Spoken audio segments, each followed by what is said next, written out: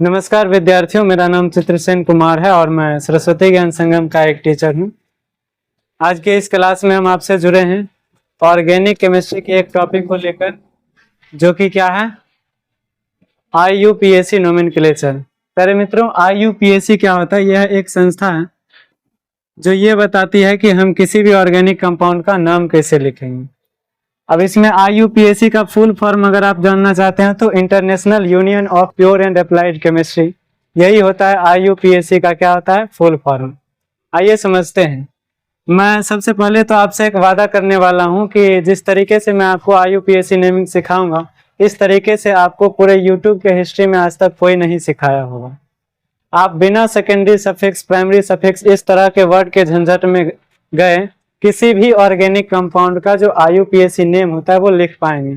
और हमारे साथ अगर आप कंटिन्यू सीरीज को ज्वाइन करते हैं और डेली इस वीडियो को, जो भी हम आपको ऑर्गेनिक केमिस्ट्री के सीरीज में डालते हैं, उसको देखते हैं, तो ऑब्वियसली आपको बहुत सारा बेनिफिट होने वाला है।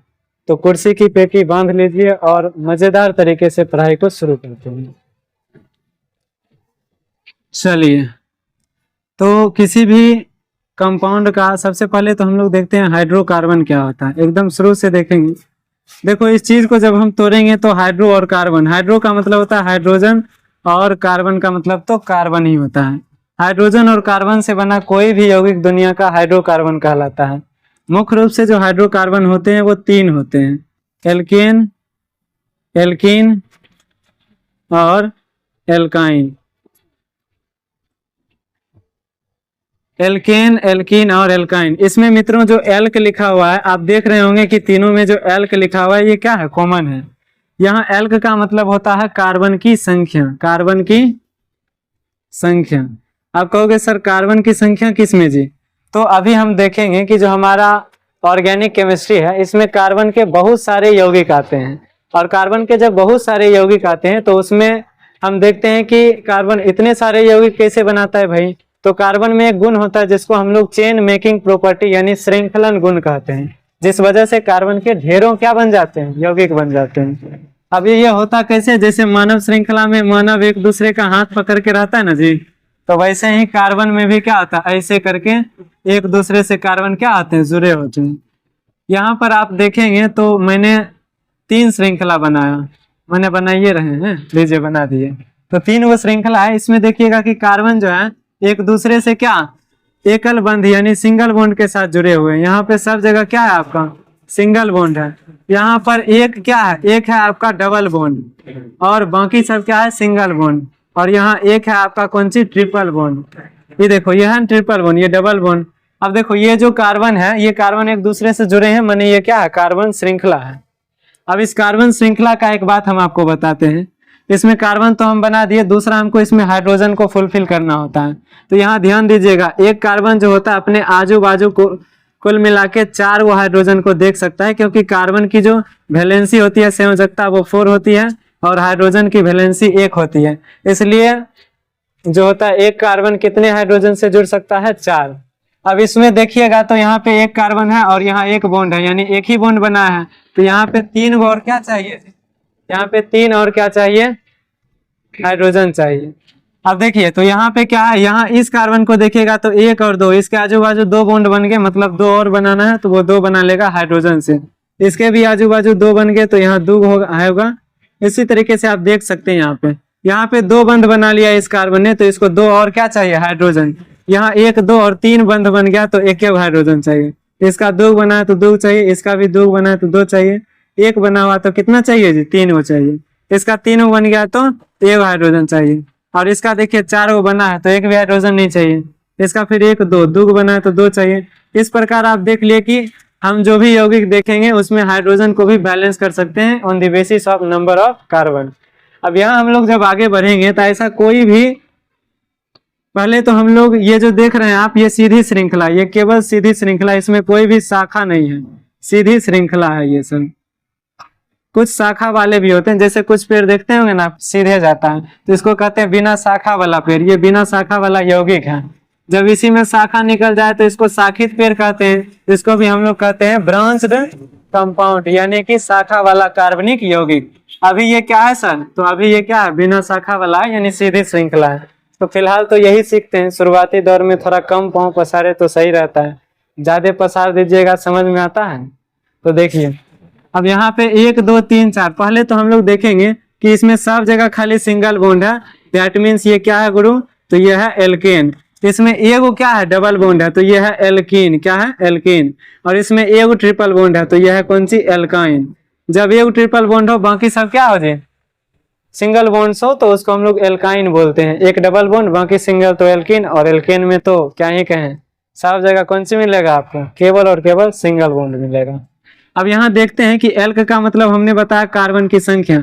तो गुरु IUPAC जो है उसने क्या किया है, कार्बन का संख्या अगर 1 हो तो उसको कहा कि इसको लिखोगे तुम मेथ, और कार्बन की संख्या 2 होगा तो लिखिएगा कौन सी, एथ, यानी मिथ, एथ, प्रोप, ब्यूट,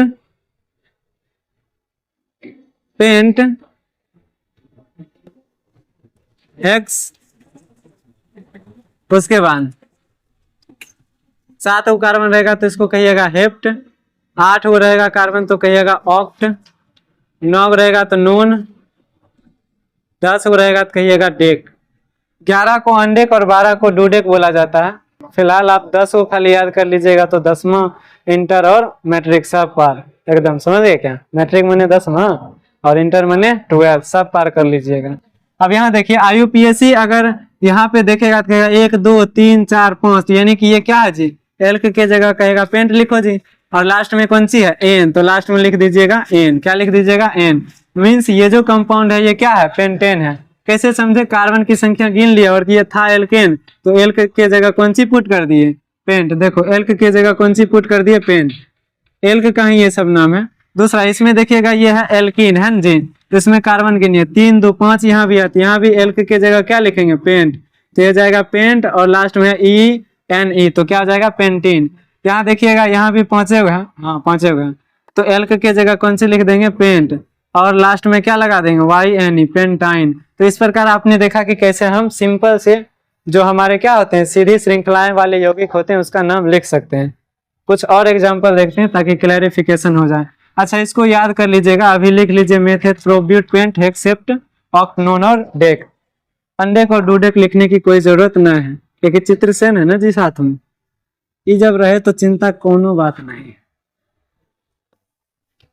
चलिए अब कुछ और यौगिक देख लेते हैं फटाफट एकदम से।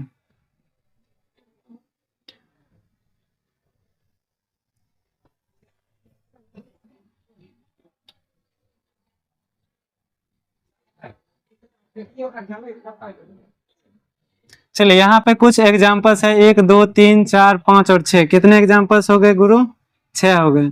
अब मेरे ख्याल से आप हाइड्रोजन बैलेंस अपने से कर लीजिएगा, हम आपको सिखा दिए, फिर भी 1 2 में हम हाइड्रोजन बैलेंस कर देते हैं। जैसे पहला है, 1 बॉन्ड बना लिया तो इसको चाहिए 3, 1 और 4 बन गया, इसका भी 4 बन गया, यहाँ पे 3 लगा दीजिए क्योंकि ये भी ने बनाया हुआ है। तो देख लिया ना कि हाइड्रोजन बैलेंस कैसे करेंगे, ऐसे ही आप कर लीजिएगा।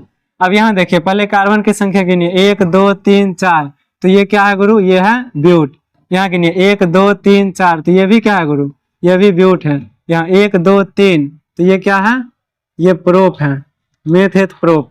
1 2 3 4 5, तो क्या है गुरु, ये पेंट है। उसके बाद 1 2 3 4 5, तो ये भी क्या है, ये भी पेंट है।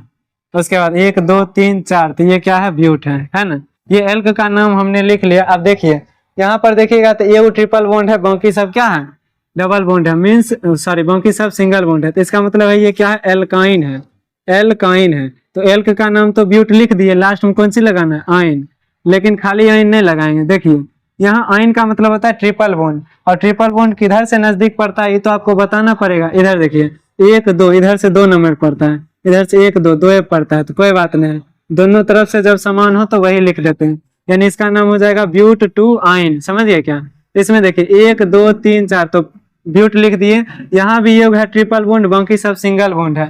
इसका मतलब है कि ये भी क्या है गुरु, एल्काइन है। तो क्या लगाएंगे लास्ट में, आइन। अब आइन लगाएंगे तो देखेंगे यहाँ 1 नंबर पर है, इधर से ज्यादा है तो जन्नेस कम रहता है वही गिनते हैं, तो इधर से 1 पड़ता है तो यहाँ 1 लिखेंगे। 1 आप लिख भी सकते हैं, नहीं भी लिख सकते हैं, यानी कि इसको आप ब्यूट 1 आइन भी लिख सकते हैं या ब्यूटाइन भी लिख सकते हैं, कोई दिक्कत ना। इसमें देखिए 1 2 3 और सिंगल बॉन्ड है तो ये क्या है गुरु, एल्केन है, और एल्केन है तो एल्क का मतलब प्रोप, और लास्ट में कौन सी लगा देंगे, एन, तो क्या हो जाएगा प्रोपेन। ये एल्केन का नाम क्या हो जाएगा, प्रोपेन। यहाँ देखिए 1 2 3 4 5, तो 5 और बाकी सब सिंगल बॉन्ड है तो क्या हो जाएगा पेंटेन, क्योंकि एल्केन था तो पेंट और बाद में क्या लग गया एन। उसके बाद यहाँ एक डबल बॉन्ड है तो कार्बन का संख्या 5 गो तो पेंट, और डबल बॉन्ड के लिए क्या लगा देंगे गुरु, इन, क्योंकि एल्कीन था ये। अब इधर से दूसरे नंबर पे है तो नजदीक वही पड़ेगा, 2 लिख लिए। यहाँ देखिएगा 1 के नंबर पे है तो 1 इन भी लिख सकते हैं या सिंपल आप ब्यूटीन भी लिख सकते हैं। तो आज के लिए इतना ही रखते हैं, बगल में डीजे बज रहा है इसीलिए। Bye bye, take care.